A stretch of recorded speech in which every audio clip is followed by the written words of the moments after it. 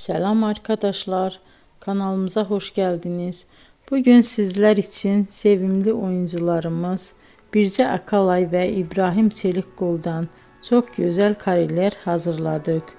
İbrahim Çelikkol, Kör Düğüm, İffet, Siyah Beyaz Aşk, Merhamet ve birçok dizide rol almış ve herkesin beğenisini kazanmıştı.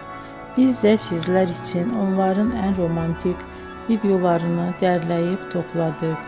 Arkadaşlar, kanalıma abone olup yorum yazmanızı, videonu sona kadar izleseniz çok sevinirim. Herkese teşekkür ederim. Bizden bu kadar arkadaşlar.